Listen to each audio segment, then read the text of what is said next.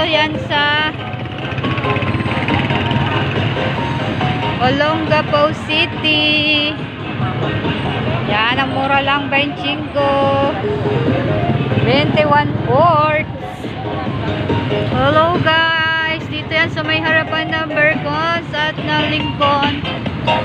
Bili na kayo guys. Bili na po kayong bayong namin.